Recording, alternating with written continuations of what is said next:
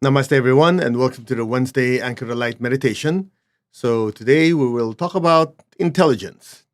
And before we start, let's ask for divine blessing, shall we?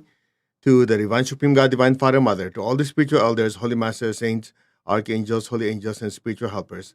Personally, to my teacher, Master Twakok Sui Mahagu Jumailin, we thank you for divine light, divine love. Thank you for your compassionate, purifying light and soothing, healing energy. Thank you for blessing us with a loving heart, an intelligent mind, and a powerful will, that we may be of service to others. We thank you in full faith. And so it is. All right, let's talk about intelligence. A lot of people think they're smart. Some people think they're not too smart. What exactly do you mean when you talk about intelligent and being smart? So let me just show here. Lao Tzu said, respond intelligently even to unintelligent treatment.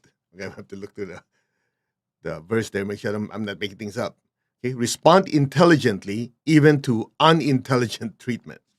Okay, what exactly does it mean to be intelligent in the first place? So, you, the soul, the spiritual self, is just made of pure energy, right? It's just made of pure energy. That's why the closest thing to that is light. And in order to learn lessons, we put on a human suit, like wearing a suit. And that suit consists of a physical form to function in the physical world, an emotional form to function in the emotional world, as in when you're interacting with someone emotionally, and a mental form or a mental vehicle in order to function in the mental world. Now, I know a lot of you are new, so let me just kind of put it in an easier way to understand. So, if I get on a computer, let's say this is my keyboard, right? It's my keyboard. I'm the operator. The computer is the vehicle or the machine. So when I type something up, I generate data. Make sense? So I'm the operator. I'm not the computer. I'm not the machine. I'm definitely not the data that came out. So just imagine I'm the soul. I'm using this machine to create feelings. The feelings are the data. Is the data. Something like that. I hope I got my English right. Right? Creating thoughts is the same thing. Instead of using this, I use another machine and I crank out thoughts. Make sense? That's the easiest way to understand it. So when people can tell me, "Oh, I can't help it. I can't help feeling this way," you're just not aware that you can, so you give your power away. You don't realize that it's just like, I can't help it. My hands are just typing. Let me talk to my hands. Doesn't make sense. It's just people are asleep to who they are. Okay? So when they're asleep to who they are, that's what happens. Let me just make sure this thing works. 1 second. Okay? Let's see. We're supposed to be streaming in several platforms, so if it's not coming on in other places, I guess there's a glitch somewhere. Anyway, so let's do this again. So I'm the operator. I'm taking this machine and cranking out certain data. That's strange. It says Facebook not working. I'm looking at it. Seems to be working. Maybe there's a delay. Sorry. We're Yeah, it seemed to be working. Hold on. Yeah, people are responding, so it must be. Maybe. I really don't know. Yeah, it says live. It's working. So anyway, if there's an issue, we will always upload the video. All right, let's start this again. Reset, like in the movie. Okay. So, what does it mean to be intelligent? In order to be able to understand it, you have to break it down. What is intelligence? So let's back up. Uh, we are spiritual beings made of just pure spiritual energy, and in order to materialize or manifest who we really are, we have to manifest or materialize. Manifest, let's say for now, in the physical world, our actions in the physical world, through our emotions, through our thoughts, like three different dimensions. Okay? And the easiest way to understand it is the soul wears this human suit, which consists of a physical body to create movements, an emotional body to create feelings, a mental body to create thoughts. And to further uh, help you understand, Just imagine I'm the operator. This keyboard, which connects to the computer, is the vehicle or the machine or the mechanism that allows me to create feelings. So just imagine love, comes out love. Anger, come out anger. So I, the spiritual self, am using a machine, in this case, an instrument, a tool to create feelings. That's what you call the astral body or emotional body. Similar matter, I use another machine called the mental body, or like a mental computer that fabricates or creates thoughts. Make sense? So in the end, when all is said and done, I, the soul, am using a physical computer to create physical movements, emotional computer create feelings, a mental computer to create thoughts. So when people say, "Oh, I cannot help it," it's just a matter of not knowing that you have the ability within you, and you just simply either one gave that power away and let people manipulate you, or number two, you're just lazy. Call it like it is, like because it takes effort to regulate the body, the emotions, and thoughts. Just like the metaphor we always use, you're like a charioteer. Okay, you're the charioteer, and you have three horses. You have a physical horse, emotional horse, and mental horse. One horse wants to go that way, or that horse wants to go that way, that horse wants to go that way. And so your job with the reins, the reins, is to control these horses. Okay, all you three, we're going that way. That rein, those reins are the spiritual cord. So there's a light coming down your crown. That spiritual cord is the way the soul, the higher soul, controls the body, the emotions, and thoughts. Simple as that. Okay? Don't make it any more complicated. Now, what you call intelligence is the ability to function very well to create good mental data. Plus, be able to understand data that coming in from other sources. Now, intelligence is divided into two parts: concrete intelligence and strategic or higher intelligence. Put in everyday terms, details, and big picture. Okay? Now, you'll notice there's some people in your life, they're very, very intelligent. They understand stuff. But you have them do something, those little details slip through the cracks. I'm one of them. You give me the ability to look at a big picture, maybe plan something, have a strategy, let's do this, let's do that, let's expand here, I can do it. You have me handle little details, I go, oops. That's not my specialization. Then you have some people, you call them intelligent. Man, they remember everything. They are good at all the little details. But if you ask them to plan for big things, they can't. Their mind is always like, yeah, but I need to take care of this little thing for this. So that's called concrete intelligence. So when you say somebody's intelligent, you have to clarify, is it concrete intelligence or higher or active intelligence? Make sense? Now, today I want to focus more on active intelligence or higher intelligence, because when it says, when Lao Tzu said, which is the verse or the quote we're using, he says, respond intelligently even to unintelligent treatment. That is a very, very wide statement. Respond intelligently. Unintelligent treatment. Okay, let's break it down. When somebody screams and yells at you, or somebody's projecting negative thoughts, negative energies, like, just really dumping a lot of emotional, mental crap on you, they're angry, or they do something not good towards you. See, respond. Respond means what? Respond means, okay, what's happening here? What do I think, feel, and act in response to what this person is doing to me? Now, here's the interesting part. Most of you know, if you just respond emotionally, it usually ends up in disaster. Somebody screams and yells at you, you go, oh yeah, you're also a piece of whatever. You're a son, daughter of whatever, depending on your culture. People like to cuss their ancestors or their descendants. It depends on the culture, right? So if you use your emotions, you're screwed. That's it. You're dead. Because when they project that negative emotion, there's a tendency, like quality attract, people like going law of attraction. Well, you attract the crap from your solar plexus and come out. So if you just let the emotions take over, that's it. It's going to be regrets after. Okay? You go, well, I can project love. That's true.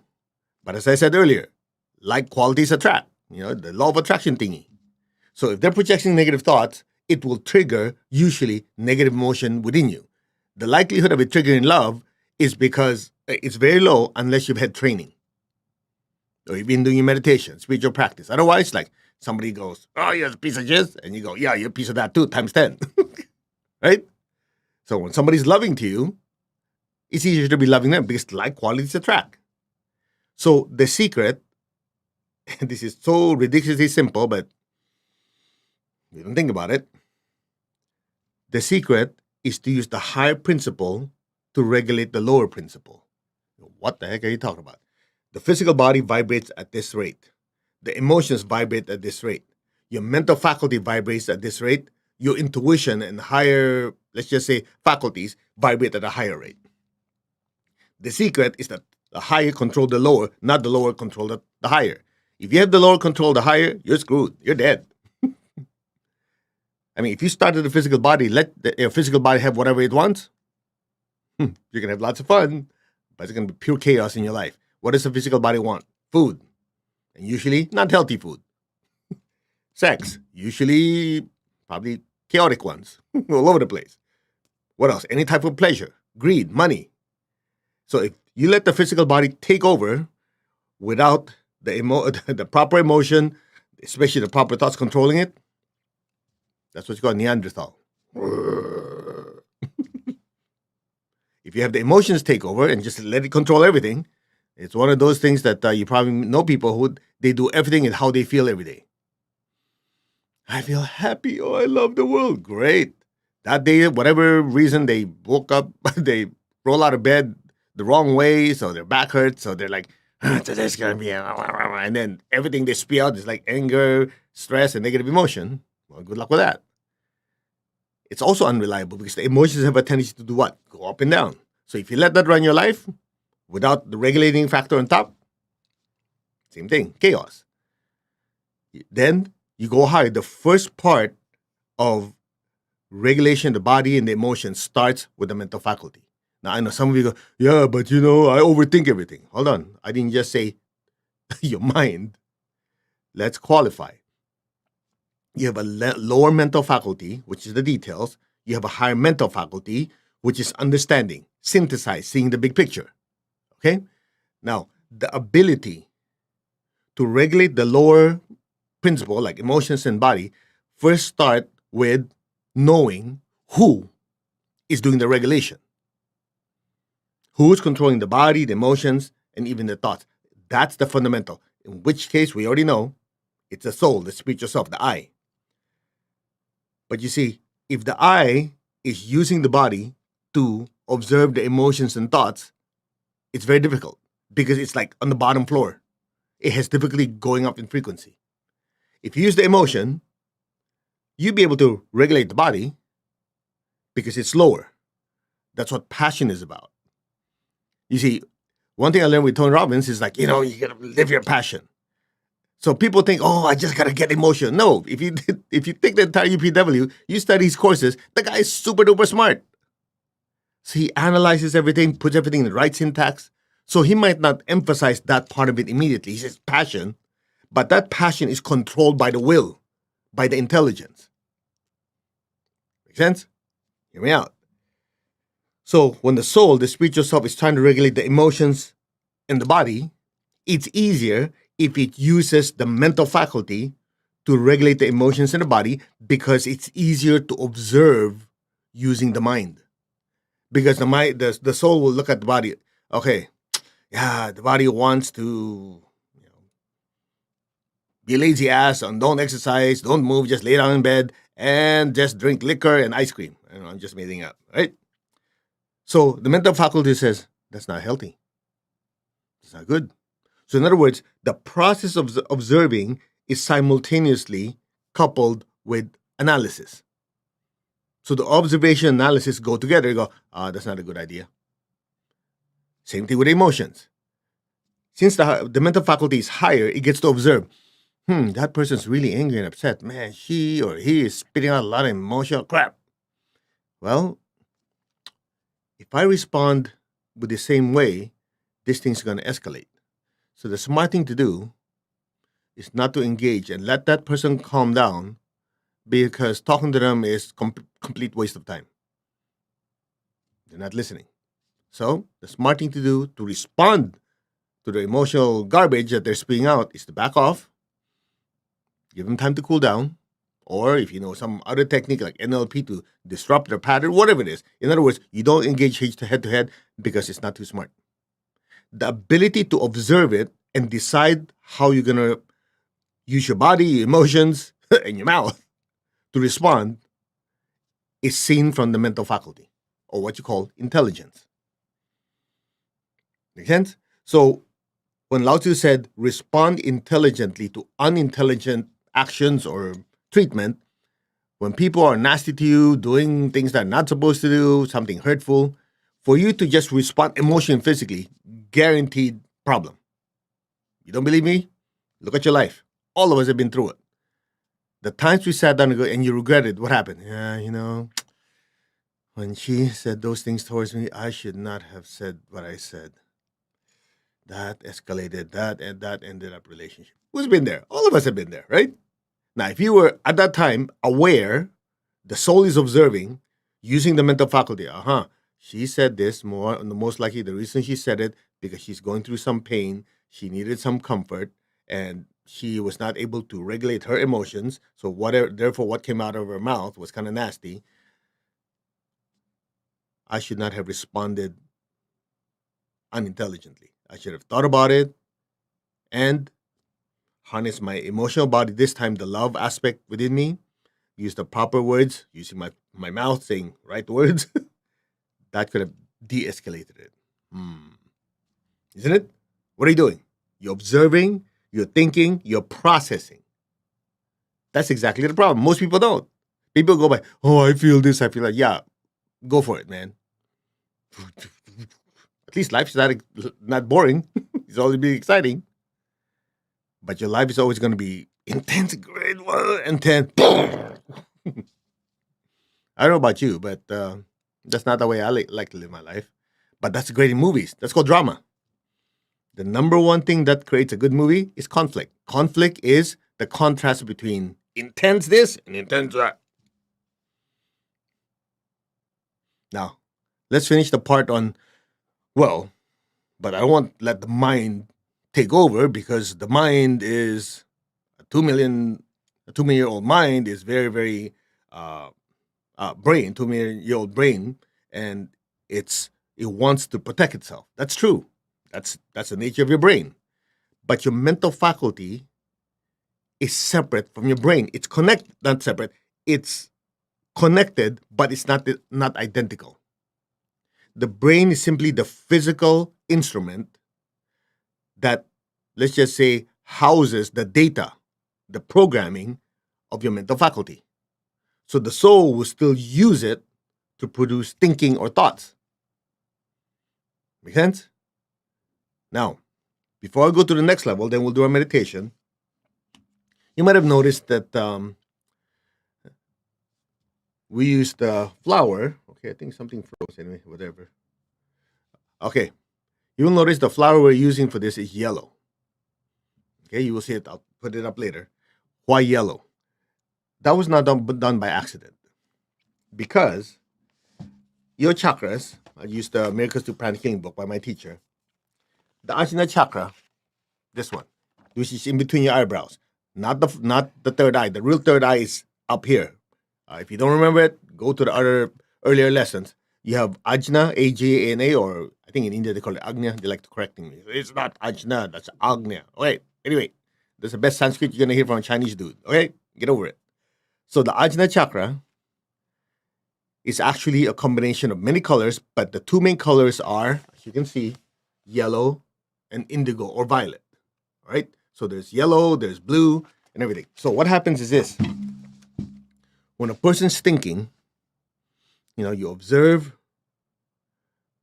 you're thinking, you're processing data, the Ajna chakra starts spinning even more and produces more yellow. Yellow is a synthesizing color. So when you're thinking, the Ajna chakra turns yellow, the head area turns yellow. That's one of the reasons I use it there, to at least you guys can remember. So chakras are all multicolored. I know some of you who are new say, yeah, I learned that all the chakras are like the rainbow. They're not. Similar.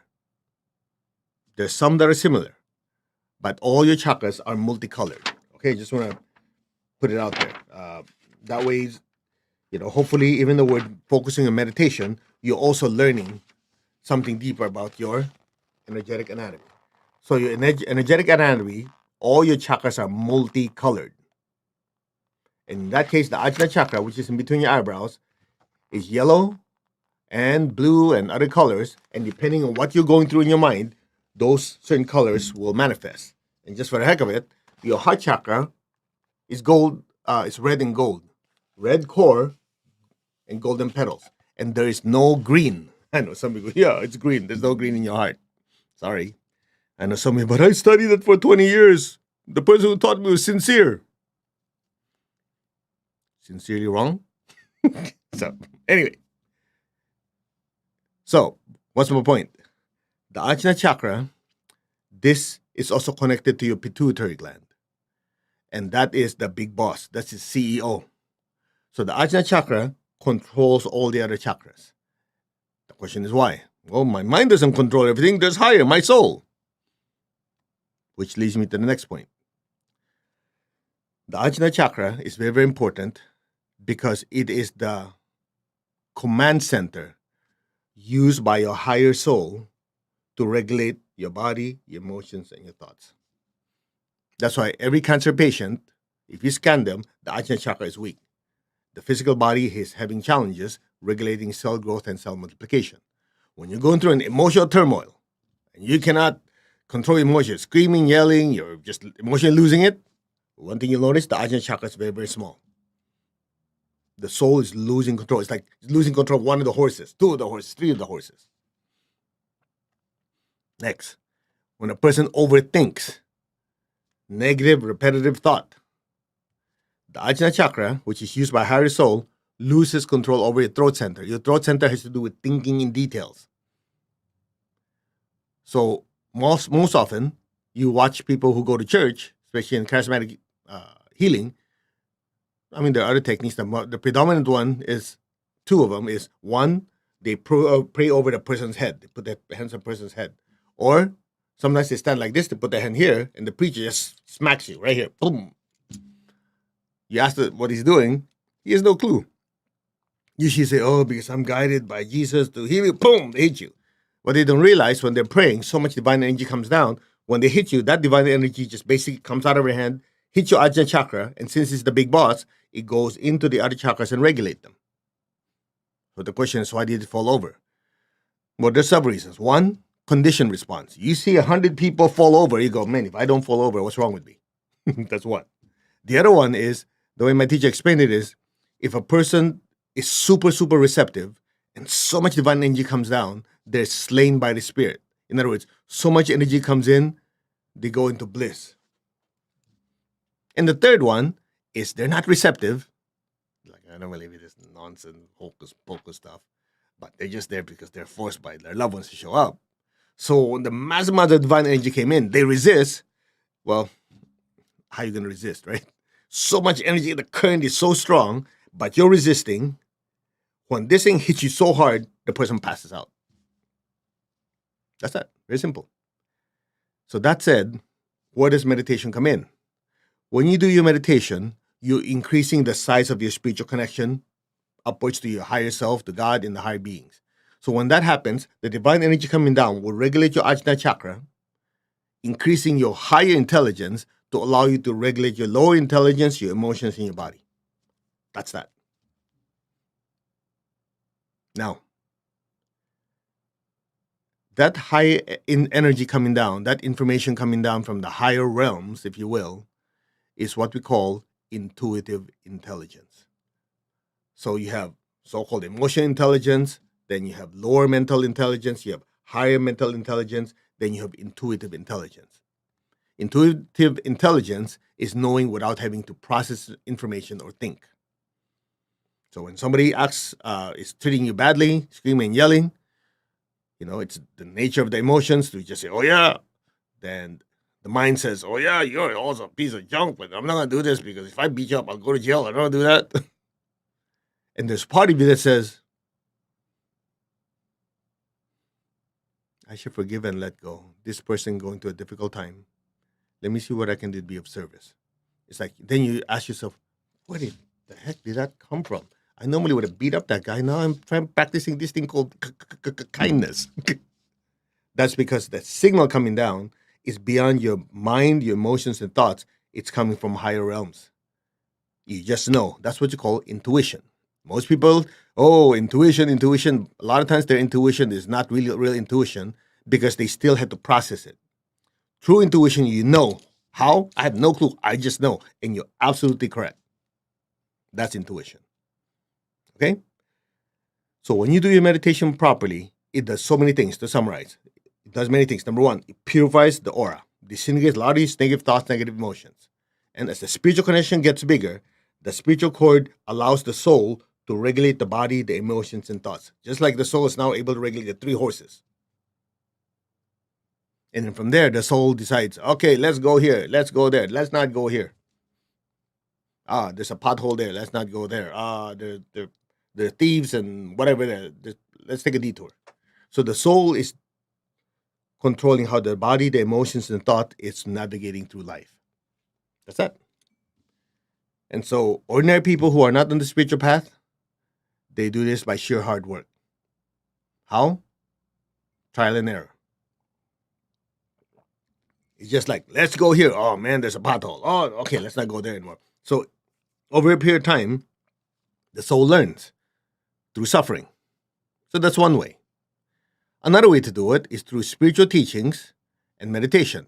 So with spiritual teachings and meditation, the energy is coming down so strong, the data is coming into your mind very, very quickly. So you're able to say, let's do this, let's not do that. Or the teacher said, if I hurt other people, it comes back to me 100 times. So that may be a bad idea. Make sense? So that's where spiritual practice comes in. So to finish it off, that's why my teacher used to always say, your spiritual development has to manifest in your life. If you've been meditating and praying, practicing for the last 20 years and your life is still as messy as it was 20 years ago and it is now, you wasted your time. Yeah, but the intention is, your intention doesn't mean anything if it doesn't produce results. You might as well partied anyway. Your life is a mess. It has to produce results. You should notice you're kinder, you're more understanding. You don't react to stuff as quickly. You're more calm. You're more generous. The spiritual practice has to bear fruit, otherwise, it's useless. You could recite 1,000 books, all the verses, it just simply means you got good memory. It doesn't mean anything. Without application, all there is just your walking encyclopedia that at some point will atrophy. I know that sounds harsh, but it's the reality of it. A lot of us pride ourselves in knowing about chakras, knowing about the astral realm, the 7 levels of 7 dimensions of the world, of the universe. We know about quantum mechanics. We know everything, but you're broke. Nobody likes you because you're a jerk. Your life is a mess. Well, all those stuff is useless.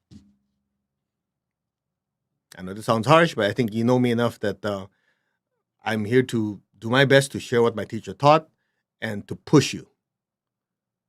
Because I know if I push you hard enough and you stay with me, just like my teacher was able to wake me up, hopefully that will wake you up to your true nature.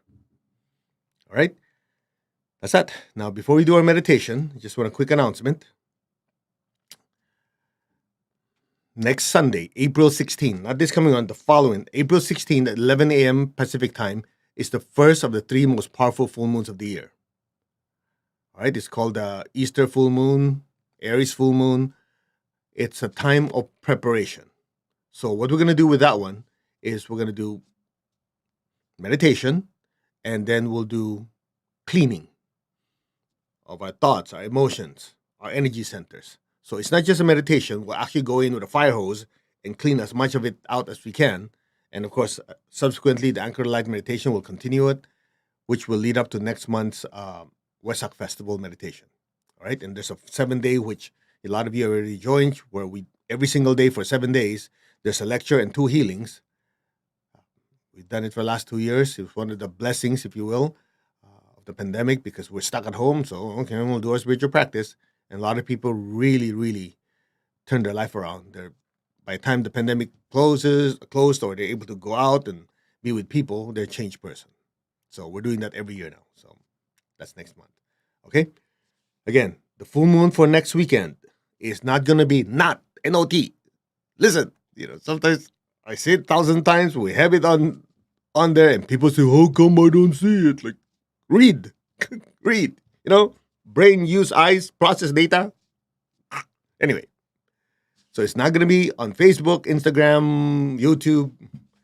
Okay, it's you have to go to mastercode.org, register. It's gonna be a closed room. That way we can really go in and scrub our chakras. Because if I do this with the public, a bunch of people who think, oh, those weird people that do stuff. We don't need these people. If they can't handle it, then that just simply means they're not ready. But if you sign up for the closed room, then I know you guys we can go all out and really just hose those chakras out so that afterwards you'll feel lighter, and we keep doing it until the main event next month where massive amount of divine energy comes down. Okay? That's that. So go to mastercode.org, register. It's free, doesn't cost you anything, but we want to really maximize the energy this month's full moon to really purify thoughts and emotions. So we'll have a big channel to absorb the energy next month. All right, let's meditate.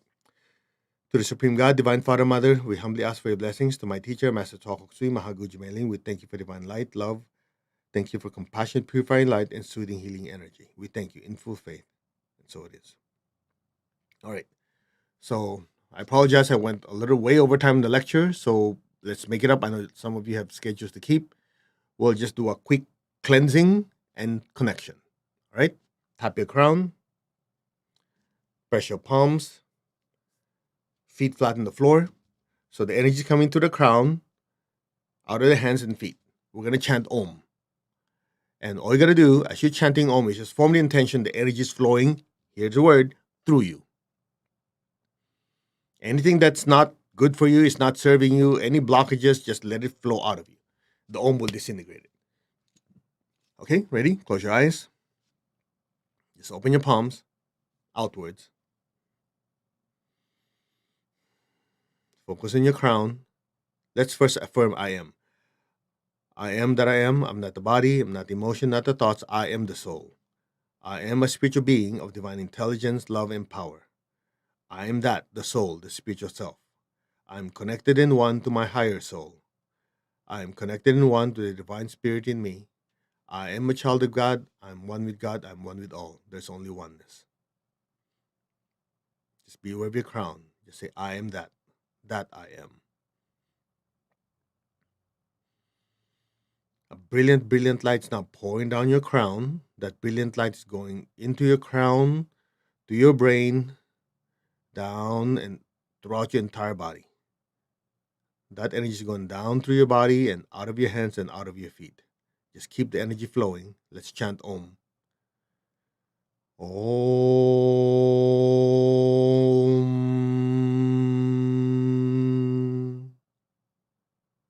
Om.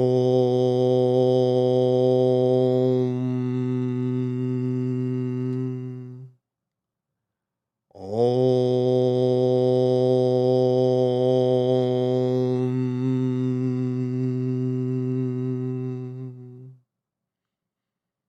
Just be still. Keep your tongue on the roof of your mouth. Just put your awareness on your crown, your hands, and your feet. Let the energy move on its own.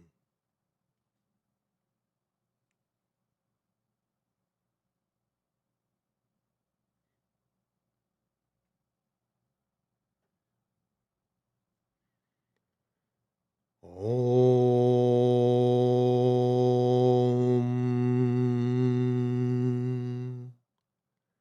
Om.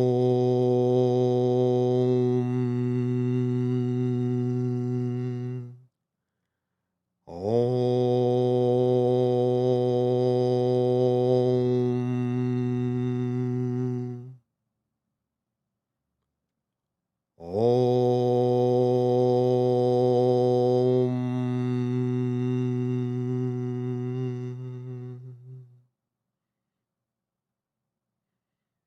Now keep your tongue on your palate. Be still. Just gently put your attention on your crown, your hands, and feet. That's all.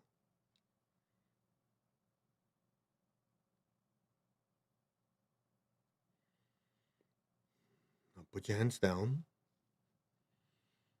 Just be aware of your crown, nothing else. Just the crown. Now be aware of 1 inch above the crown, 2 inches above the crown, 6 inches above the crown, 1 foot above the crown. Just imagine a light floating 1 foot above your head or higher. Just imagine that light and look at it and listen. So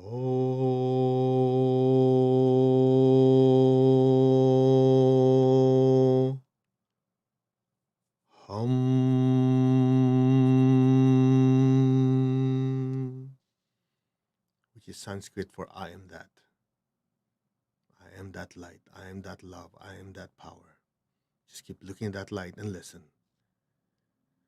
So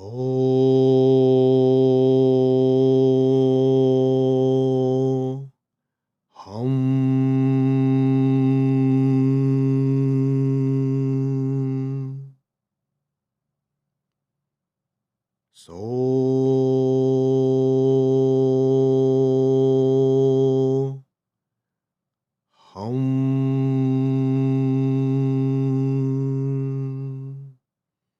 You are affirming you are that light. So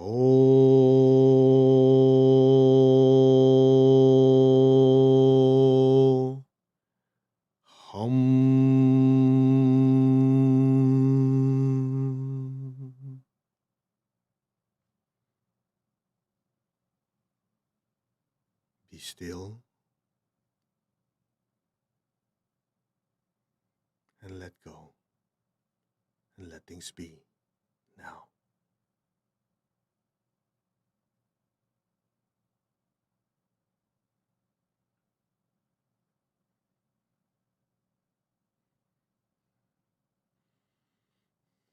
Let's increase the energy level and the frequency. Just be receptive. You don't have to do anything.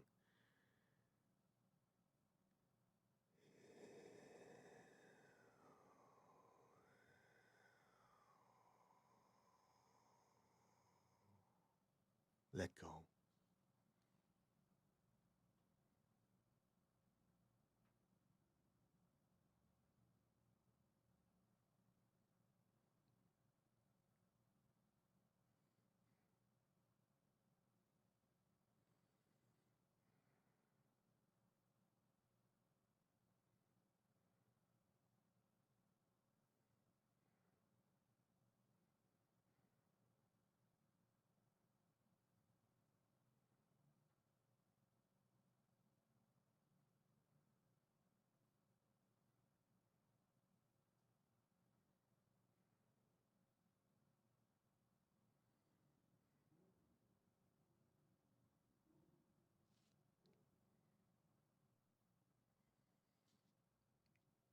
Gently, very slowly,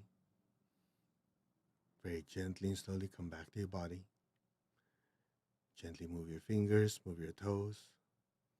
Very gently, slowly come back. Let's give thanks to the Divine Supreme God, Divine Father, Mother, to all the spiritual elders, holy masters, to all the saints of all traditions, archangels, holy angels, and spiritual helpers. Personally, to my teacher, Master Chokhok Sui Mahagujme, thank you for immense blessings. We thank you in full faith. So it is. Okay, that was a short meditation. I'd like to hear what you think. It might be short as far as time, but we make it up by cranking up the energy level. For some of you who are new, we call that special sauce. So hope you can handle it. All right. So thank you very much for joining me again. To remind you, mark your calendars for next weekend, April 16th, 11 a.m. Pacific time. So you do the calendar change, whatever. And some of you go, yeah, but I'll be in bed at that time. Well, get up. What else is there? All right. So we will see you tonight, or at least here in the United States, 7 hours and 15 minutes from now for Anchor Light Part 2. And we'll deal we'll talk a little bit about there's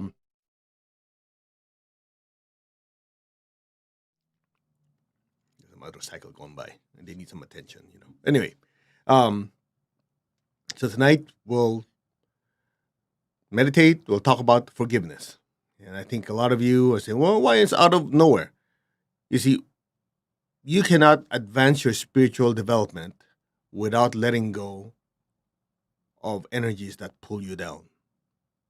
Resentment is one of the worst, let's just say, blockages a soul can have. Just saying. So tonight we'll talk about forgiveness because from now till next weekend, we're going to focus on purification. You want to clean stuff out. The way my teacher explained it, the soul is like a balloon, a hot air balloon that's taking out. You have to throw out. First, you have to cut up the ropes that hold it down. These are the negative cords, and then you have to throw out the weights. Those are the negative thoughts, negative emotions the soul is holding on to. And the biggest one there is resentment, justified or not. So let's talk about it tonight.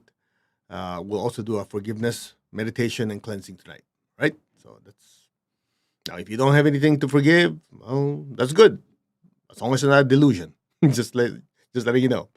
Namaste, everyone. You all take care. We will see you in 7 hours and 15 minutes.